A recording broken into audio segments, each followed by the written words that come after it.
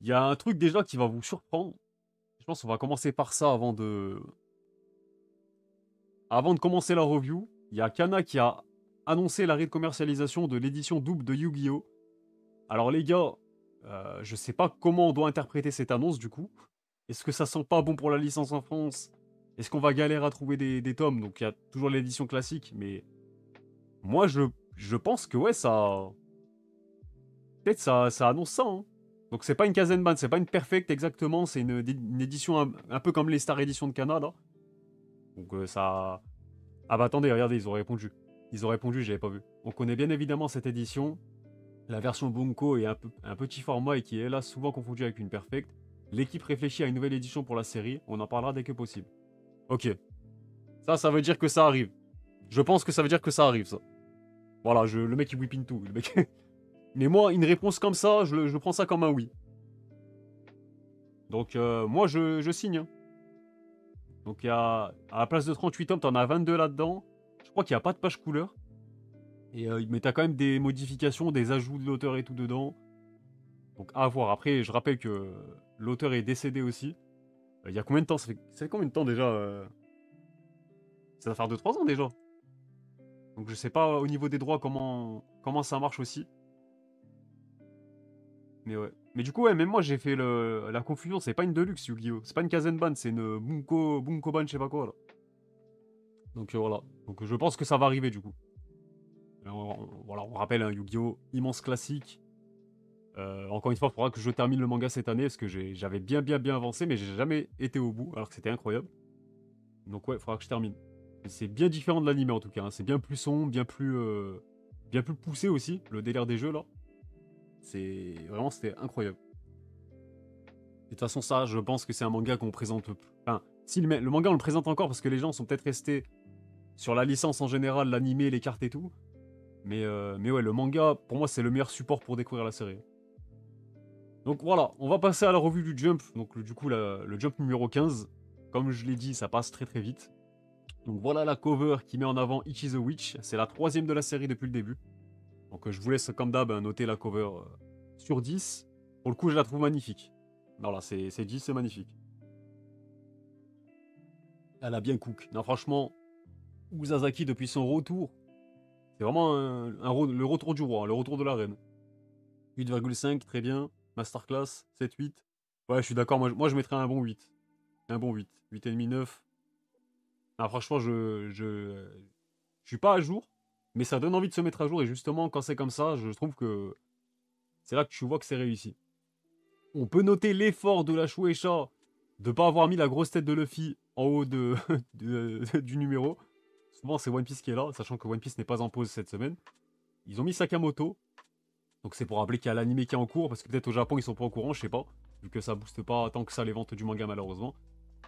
Et voilà, donc il y a des petits stickers aussi à l'effigie de la série de Ishi the Witch.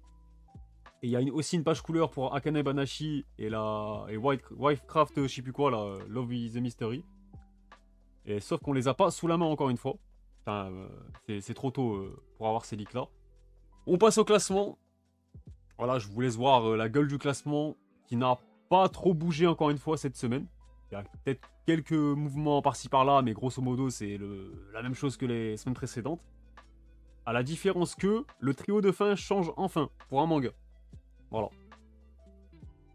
Donc, deux frères deux fauves, comme dans le bien, mais souvent dans le mal, en ce moment, vraiment dans le mal pour le coup. Nous Exorcist qui vient de sortir en France avec Kill Blue. Les deux sont derniers du classement cette semaine. Pas grand chose à dire, hein, c'est. Pour moi, c'est vraiment Undead Unluck et Mission Yozakura Family, encore une fois, de cette ère-là du Jump, du coup, cette nouvelle ère, on va dire. Donc voilà. Par contre, t'as Imaten qui vient compléter ce trio de fin-là. Et là, pour le coup, c'est plus. Bah, ça fait un peu plus parler, entre guillemets, parce que c'est son premier trio de fin de l'année. Donc en soi, ça montre quand même que. Voilà, il y a un petit truc inédit pour cette semaine en tout cas. Il y en a un qui échappe. Voilà, je suis un petit peu abattu. 11ème. On l'aura peut-être la prochaine fois, je sais pas. Mais quand même, Mienroboko a perdu 6 places, donc on va quand même s'en contenter et s'en réjouir. Le mec, le gros hater de fou, genre. Mais voilà, Mienroboko 11ème, on stream, on célèbre. Voilà. Bizarrement, quand faut pas faire. Quand il n'y a pas la promo du manga à faire, c'est tout de suite plus compliqué. Donc voilà. On a Witch Watch aussi à la 10e place. Lui, je sais plus, il était combien la semaine dernière? Il était 9e. Donc ouais, il perd une place, mais c'est plus ou moins stable et surtout plus ou moins bah, une mauvaise performance tout simplement. Super Psychic Policeman Shoujo, la comédie qui marche pas. Putain, imagine, ouais, si à l'ancienne je faisais mes revues comme ça en vidéo, les gars, je vous jure, il y en a, il m'attrapait le col et tout. Ça me disait que j'étais pas objectif ou quoi. Alors que si, en vrai, si. Lui, il était 14e la semaine dernière. Là, il est 9e. Bravo. Voilà. Bravo. Il l'emportera pas avec lui, je pense, cette 9e place, mais force à lui, peut-être ça va durer, hein, on sait pas. Ensuite, la 8e place pour Astro Royal. Et là, bah, pour le coup, c'est lui qui profite un peu du faux pas d'Imaten, pour le coup.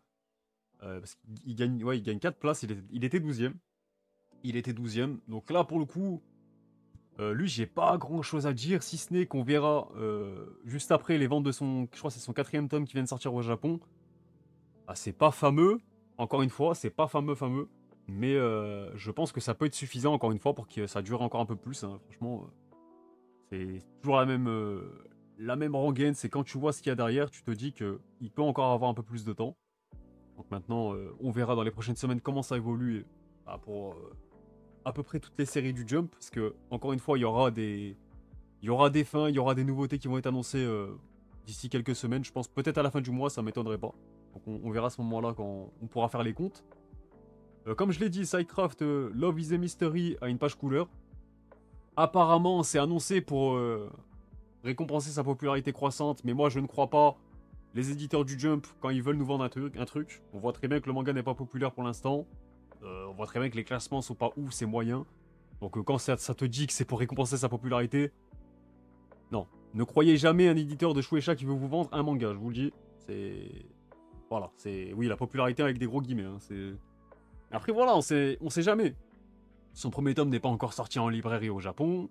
Peut-être que à ce niveau-là, ça marchera mieux pour lui, mais pour l'instant, c'est très poussif encore une fois. Il n'y a pas grand-chose d'autre à relever pour lui. Voilà.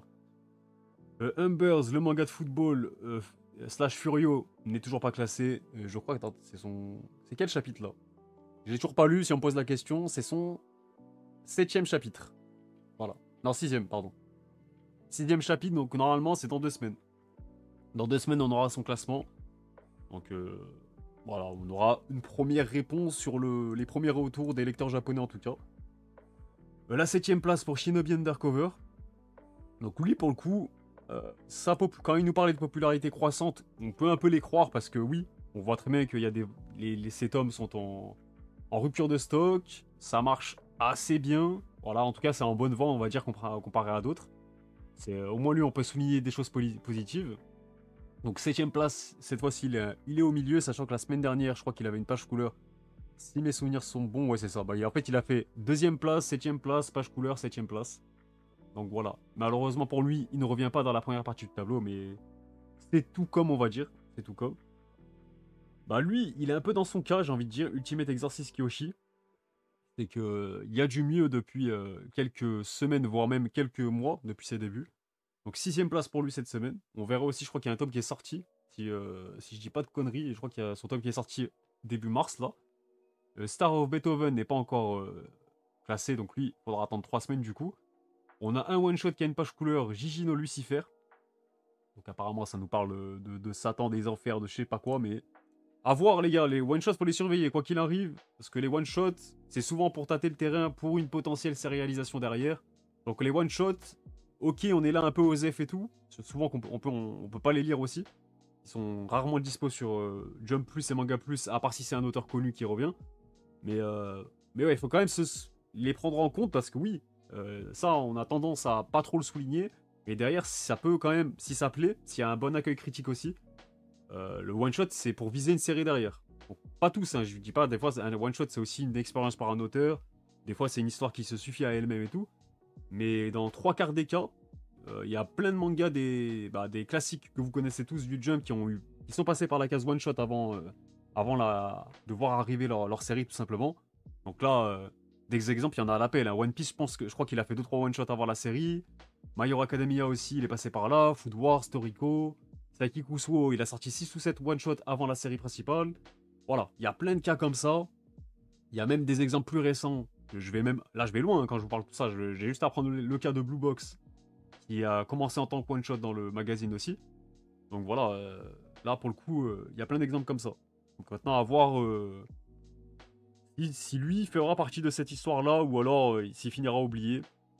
Mais en tout cas, c'est à noter aussi. 5ème place pour Sakamoto Days. J'ai l'impression que c'est de pire en pire pour le manga. Parce que certes, l'anime ne fait pas parler de lui comme on l'aurait souhaité pour le manga. Mais je vous rappelle qu'avant l'anime, Sakamoto Days, c'était top 2 à chaque fois dans le jump ou top 3. Là, depuis, je comprends pas trop, les gars. Je vous l'assure, je comprends pas trop. Parce que le manga est excellent, donc... ouais, je pense que c'est plus la priorité du jump de le mettre en avant comme avant. Paradoxalement, alors qu'il y a son animé en cours qui est là, en fait. C'est maintenant qu'il faut le faire, cette mise en avant-là. Donc ouais, le cas de Sakamoto, je sais pas vous, mais je comprends pas trop, là. En vrai, comment ça... Vous avez lu Juju, Lucifer? Non, c'est pas encore sorti. Donc là, je vous rappelle, c'est les chapitres qui sortent dimanche normalement. Donc les one-shots, les gars, ils vont pas leaker comme ça. Ça m'étonnerait qu'il y ait quelqu'un qui s'est tapé une déterre à traduire ça, quoi. L'animé entache le manga, j'ai l'impression c'est trop bizarre. Ouais, c'est bah, de Sakamoto du coup.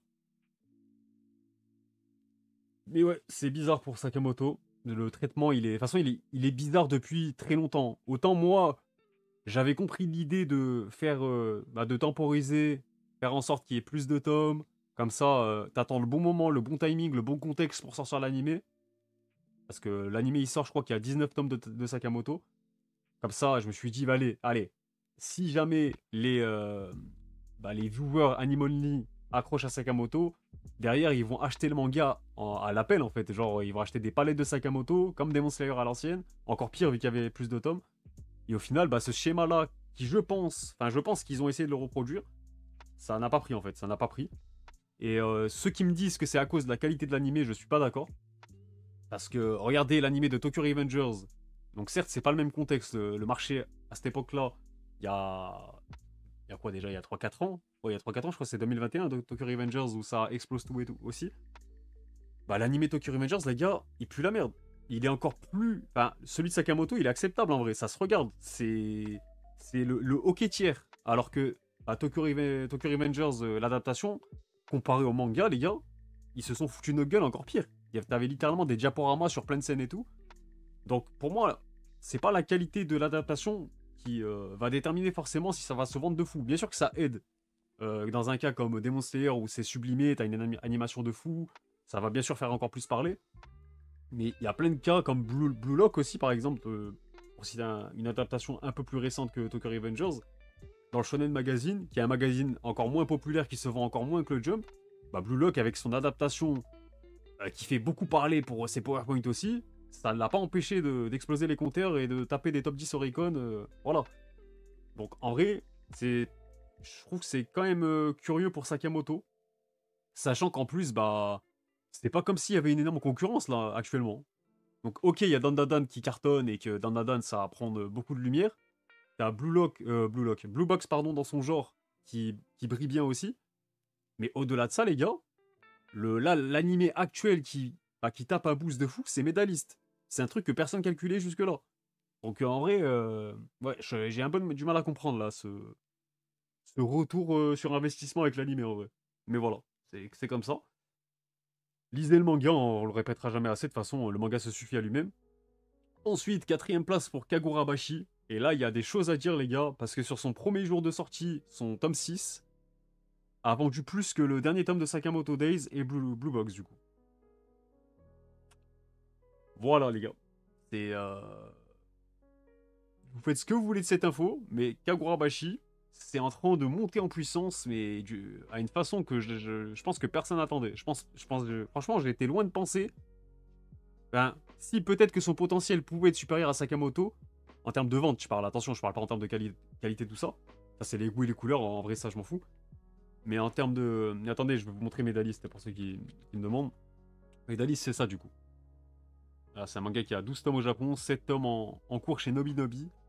Et pour le coup, bah, l'animé fait vraiment parler de lui au Japon. C'est vraiment le truc qui. Ah, c'est le plus gros boost de la saison, en fait, tout simplement. C'est Médaliste. Donc, ouais, pour Kagurabashi, les gars, Moi, je m'attendais pas à ce que ça dépasse Sakamoto et Blue Box aussitôt en herbe de vente. Donc là, on pourrait presque déjà dire que Kagurabashi est devant Sakamoto et Blue Box en termes de hiérarchie. Donc c'est peut-être encore un peu tôt, je pense. Faudra aussi voir les chiffres de la semaine complète. Parce que là, je vous parle que du premier jour. Je crois que sur le deuxième jour, il s'est déjà refait dépasser par Blue Box, je crois.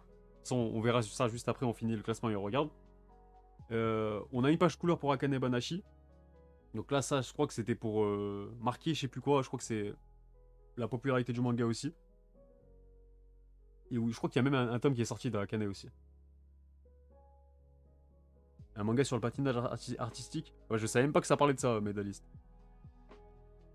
Mais ouais. Mais voilà, Pierrot, c'est ce que je disais moi, cette stratégie-là d'attendre que beaucoup de tomes soient sortis pour balancer l'animé derrière et du coup attirer encore plus de monde avec encore plus de tomes d'un coup. Moi, je pensais ils voulaient. Enfin, je pense qu'ils ont essayé de refaire ça. Hein. C'est juste, ça a pas pris, hein, malheureusement. Fallait que ça tombe sur Sakamoto. Je suis dégoûté, mais c'est comme ça. Ensuite, on a Blue Box à la 3ème place. Voilà, je continue la stat, hein, les gars. Mais Blue Box, ça n'a pas encore ce n'est pas encore descendu du podium cette année. C'est dingue. La stat est folle, je trouve. On a One Piece qui est encore 2ème. Et d'ailleurs, j'en profite pour vous annoncer, pour ceux qui n'ont pas vu le chapitre, One Piece est en pause la semaine prochaine. Donc bon, c'était un peu prévisible vu qu'Oda a fait 3 chapitres d'affilée, je crois, hein, si je dis pas de conneries. Donc voilà, c'est la pause la semaine prochaine. Et la première place, c'est le changement. Lui, c'est vraiment les montagnes russes hein, en ce moment. La semaine dernière, il était 10ème. Avant ça, il était 3ème. Là, il revient sur le podium à la première place. Ça illustre encore une fois assez bien l'année de Zully Samurai. Hein. C'est un coup, il est dans le bas du tableau. Un coup, il revient dans le podium. On sait pas trop, le mec, c'est un yo-yo. Et voilà, en cover, on a Ichi the Witch. C'est la 3ème enfin, depuis ses débuts en tout cas. Donc la semaine prochaine, je vous montre des mangas qui seront mis en avant. Donc on aura du Blue Lock. Putain, j'arrête pas de dire Blue Lock, putain, oh, ça me casse les couilles. Pourquoi ils mettent Blue dans tous les titres au Japon? C'est bon, la Blue Period, Grand Blue, Blue Lock, oh, c'est bon frère. Blue Box, pardon, aura la cover la semaine prochaine. Voilà. Mien Roboko aussi, bizarrement, hein, le mec tape presque un très haut de fin. La semaine d'après, il a une page couleur, on se demande pourquoi. Et on aura aussi du Ultimate Exorcist Kyoshi. Et avec un nouveau one-shot, Ichiyuki. Ok, donc je sais pas de quoi ça parle du coup. Mais à voir. Par contre, je kiffe cette cover de Blue Box. J'ai réussi à le dire là, du premier coup. Donc voilà pour les nouveautés, enfin le classement en tout cas, et les annonces pour la semaine prochaine. On a eu plusieurs teasers aussi pour les volumes qui sont sortis ce mois-ci. On a eu celui de Astro Royal. Là, je vous montre tout ça. On a eu celui de Mission Uzakura Family. Celui de Ichi the Witch aussi. Celui de Kagurabashi pour le tome 6. Et surtout, le plus attendu encore, le tome 111 déjà de One Piece. Donc voilà, ça c'est sur la chaîne YouTube du Jump, les gars. Donc je pense que je vous partage au moins celui de One Piece. C'est celui qui va vous intéresser le plus à chaque fois. Si vous voulez le regarder de votre côté. Parce que moi, sinon, je vais me faire striker malheureusement la rediff. Donc je peux pas vous montrer ça. Donc on va quand même revenir sur les ventes. Puisqu'on en parlait juste plus tôt. Regardez, on va commencer par le premier. Ça, c'est le premier jour de sortie des tomes. De nouveauté du mois de mars. Donc le 4 mars. Et c'est ce que je disais, les gars. C'est quand même une dinguerie, je trouve, que Kagurabashi soit déjà devant Blue Box et Sakamoto. Donc je vous laisse voir par vous-même. Parce qu'encore une fois, ça nous permet de voir un peu comment se porte la hiérarchie des mangas du Jump actuel, là. C'est toujours intéressant de voir, en vrai. Ichi the Witch, 3 covers du Jump en seulement 25 chapitres. Pour comparer, My Hero Academia a mis 37 chapitres, Kagura 53 et Jujutsu 56. Et salut Amano, et merci pour la stat. C'est bien ça, c'est le genre de stat que je me cassais le cul à aller chercher pour mes revues à l'ancienne, ça. Maintenant, c'est vrai que j'ai un peu la flemme, mais bien vu.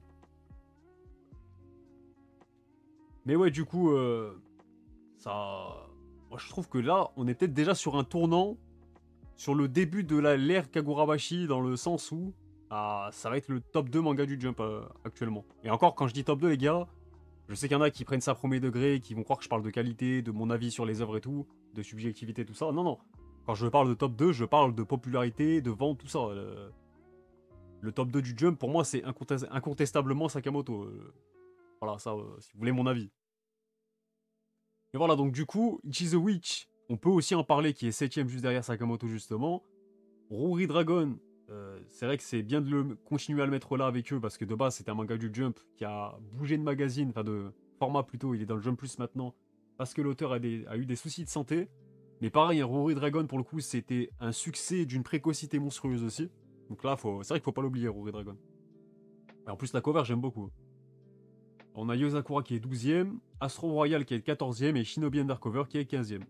Donc c'est pour ça que je vous disais que Astro Royal, faut pas encore l'enterrer non plus dans les prochaines semaines ou quoi, en mode le manga il est hyper en danger, parce que c'est pas encore à ce point dramatique. Oui, il a perdu des lecteurs, voilà, c'est peut-être décevant par rapport au début prometteur qu'il avait laissé entrevoir, mais voilà, quand tu vois que Shinobi Undercover, ces tomes ont été réimprimés, et qu'il est 15ème et Astro Royal 14ème, et que Shinobi Undercover est mis en avant avec des pages couleurs en mode ça devient de plus en plus populaire, blablabla, au final, les deux sont à peu près au même niveau, donc à voir. Par contre, ce qui est intéressant, c'est de voir le deuxième jour, histoire de voir comment les tendances évoluent déjà. Donc comme je vous ai dit, Blue Box passe devant Kagura sur le deuxième jour, mais est toujours devant Sakamoto Days. Donc à voir maintenant si ça va durer sur toute la semaine et on verra avec le troisième jour. Parce que je crois il y a combien de... que je regarde. Et c'est sorti le 4 mars du coup. Ah non, mais putain, il y a beaucoup de jours cette semaine, pour la première semaine. Il y a 6 jours. Ok. Donc 6 jours de vente pour la première semaine, c'est quand même pas mal. Et après, la plupart se stabilisent en vrai. T'as peut-être Shinobi Undercover qui perd quelques places, mais la plupart se stabilisent. Donc, voilà. Kagurabashi, c'est vraiment intéressant, vraie question. Bah, si t'aimes bien les Neketsu, si t'aimes bien ce genre-là, oui. Oui, c'est intéressant. En vrai, les personnages sont plutôt ok tiers. Moi, de ce que j'ai appris, je vous dis ça, c'est mon avis sur 20 chapitres, les gars. Peut-être que les personnages ont évolué, mais voilà, l'ambiance un petit peu sombre du manga, le storyboard est plutôt cool, niveau découpage aussi. C'est assez bien dessiné, ça va. Et l'histoire, après, c'est classique, les gars. C'est une quête de vengeance avec, avec le délire de samouraï, enfin de samouraï, de sabreur, pardon, de lame, tout ça, qui revient un petit peu dans la lignée de ce que pouvait faire Demon Slayer. Donc, en vrai, ça peut que plaire, hein, je pense. Après, voilà, si pour moi, le truc avec les Neketsu, c'est surtout les personnages. C'est si t'accroches pas aux personnages, il y aura beau avoir de l'action ou quoi. Enfin, moi en tout cas, je sais que j'accroche pas. Je vais pas me sentir concerné par l'histoire et par le manga, du coup, si j'aime pas les personnages. Mais en termes d'action et tout, de ce que j'ai lu, le premier arc, un minimum sérieux, était déjà. Il était déjà bien intéressant à suivre, là, avec Suju et tout, là. Donc je me dis, si le début était prometteur comme ça, et assez divertissant à lire sur du coup, 20 chapitres, c'est quoi? C'est 3 tomes à peu près? C'est quasiment 3 tomes, ouais. Je pense que ouais, la suite a dû bien plus se développer. Et maintenant que l'auteur n'a plus le couteau sous la gorge, par rapport vas-y, est-ce que le manga va être annulé? Est-ce qu'il va trouver ses lecteurs au début? Je pense que maintenant, ça doit être encore plus plaisant à suivre en vrai. Et vu les retours qu'il y a sur le manga chaque semaine, et que vous me faites aussi dans le chat, je pense que c'est le cas. Donc voilà pour Kagura.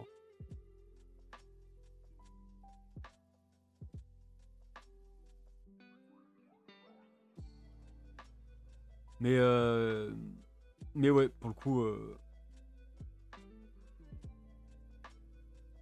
Ensuite, pour compléter la partie actualité, on a le visuel clé du coup de l'exhibition qui aura, enfin l'expo plutôt, l'expo sur My Hero Academia. Donc regardez Horikoshi encore une fois, le mec est trop fort, hein, y a plus de mots, le mec, déjà en termes de, comme je disais déjà, hein, en termes de dessinateur tout ça et tout, le mec était ultra chaud, hein. C'est une référence, on le sait maintenant, mais en termes d'illustration aussi, hein, il est injouable ce type, hein.